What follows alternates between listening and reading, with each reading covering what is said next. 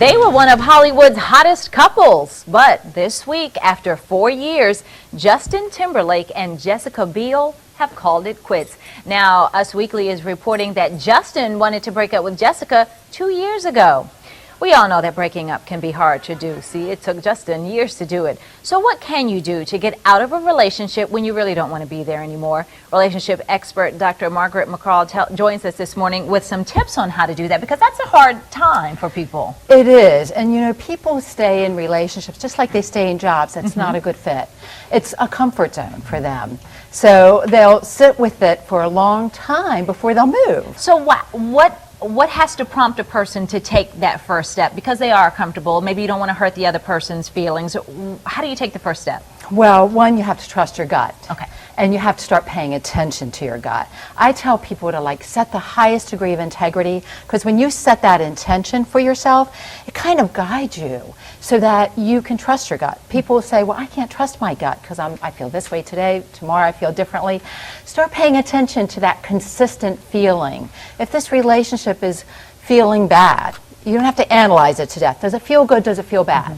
And if it's constantly feeling bad to you, it's time to go. It's time to go. And then once you go, you have to go. You can't go back and forth. You have to be clear about that, because that sounds like what happened to him. He wanted to go, but he got back in. Yes. And I want to make the point, too, before you go, address it with your partner, because some people never talk about these things with one another. I know, they just let it all build up and then they leave. And actually they might have had a really wonderful partner that they could have worked things out with. So remember, first of all, to let your partner know how you're feeling, what you're thinking along the way, and give them a chance to work things out with you. And then when it's not working, yes. But do people feel pressured at that point? You know, oh, I don't want to let the other person down. I don't want to hurt their feelings. I'm afraid to talk about it with them because really I know I want to go. I don't want them to convince me to come back. Yes, that's true. And so one of the first things you have to do is be absolutely clear in your own mind. Because if you're not clear, then people go back and forth for years. And it's torturous for themselves and for their partner.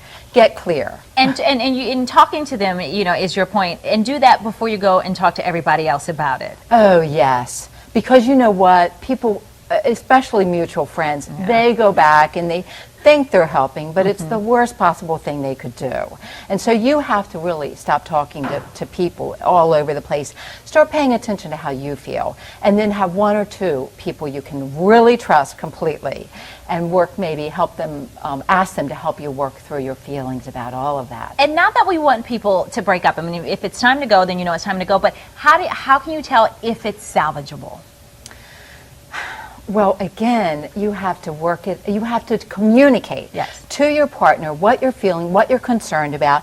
Take responsibility. You know the mistake that a lot of people make? They get into blaming. They blame themselves and they blame their partner. So when they get into that blame game, you can't go anywhere. But if you take responsibility for how you feel, not say, you made me feel this way, you did this to me. It's, I feel this way when this happens between us. Very different energy around it. When you take responsibility, then you can start to actually get to the core of the issue and begin to work it through with your partner. If it's workable, and if it's not, you'll go round and round on the same issues. All right. Well, you know what? We have people who are doing that. We've had so many people write into our Facebook page. So if you have a question about relationships, we're going to get Dr. Margaret McCraw to stick around. She's going to answer your questions later this hour. So you can call us, you can tweet us at Fox Baltimore, or you can post a question on our Facebook page, as many of you have done. That's facebook.com/Fox Baltimore. Well, a toddler gets falling down drunk. Little girl was stumbling around, falling down and laughing. Her blood alcohol level after drinking 4 Loco, and how she even got a hold of it. I'm Joel D. Smith, live in Waverly, here at the site where a week ago a 19-year-old girl was gunned down. Up next, the message this neighborhood now has for the killer.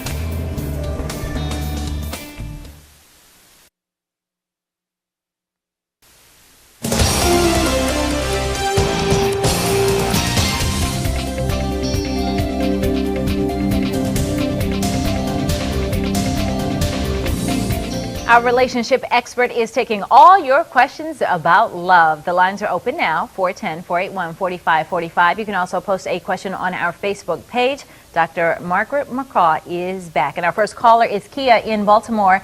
Good morning, Kia. Good morning. What's your question? Okay, I just wanted to ask her, what do you do when you have a relationship without trust? Ooh, what do you do with no trust? Okay, well, to be honest, you can't really have an intimate relationship without trust. Now, if trust has been broken, that doesn't mean you can't regain trust, but you're going to have to go back and talk with the person about what happened.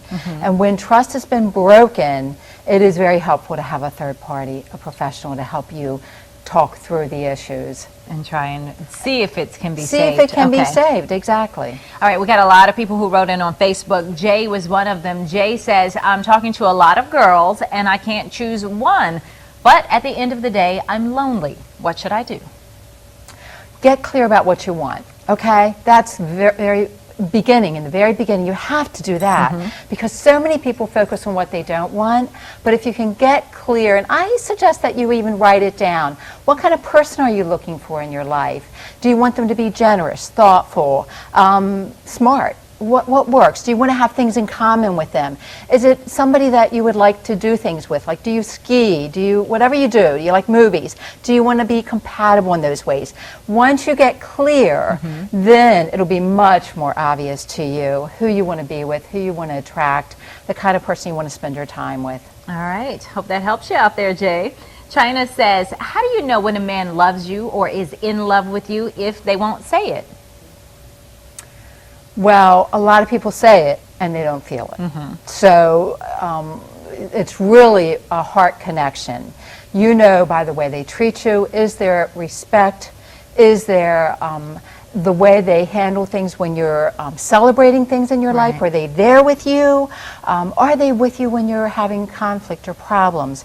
Are they standing beside you? You know if somebody is standing beside you. You do. You can absolutely tell that. All right, let's go back to the phones. Dwayne from Baltimore is on the line. Good morning, Dwayne. Good morning. What is your question? Yes, my question is, me and my wife, me and her be getting into a lot of arguments, and I wanted to know, is there anything it is to do to stop that from happening? Just to not argue so much. Yes, there is. That's a great question because a lot of people go through this. What you want to do is schedule a time to talk with her, not when you're in the midst of the argument. Say, Saturday morning, we're going to go out of our house, away from your regular environment. Go have a cup of tea, cup of coffee, whatever you do. Get away and make the focus how you're doing with one another. And then it'll become more clear because a lot of times when you're arguing, there's a root cause. It just keeps showing up over and over and over again. So when you get away from your environment, you get away from your house and you schedule time to say, let's figure out how we can have harmony. And let harmony be your focus. How can we have peace? How can we have harmony? How can we move this relationship forward? Not about, hey, we argue, let's analyze what we're arguing about. Okay. It'll come together for you. All right, do we have time for another Facebook? Okay, we do have time for Facebook. Carla says, I was hurt in my last relationship, and sometimes I hold on to that so much, I push too much in my new one. So how do I just let go? Okay, the fact that you want to let go, the fact that you're clear you need to let go, that's huge. That's the first step because most people don't realize that. So when you set that intention, I'm going to relax into this relationship, I'm going to enjoy it, I'm going to release what happened in the past. This is a new beginning for me. You need to do that little bit of that self-talk. Okay. When you do that self-talk, it actually begins to take care of itself. Well, at least she knows that she has an issue and she can address it. All right. That's great. Thank you so much for coming in. Thank Great you. advice for all of our lovebirds out there. All right, well, make some plans to be outdoors this weekend, maybe with that loved one. Tony Pagnotti's got your gorgeous 7-day forecast. 9:56 is the time. You're watching Fox 45. Good day, Baltimore.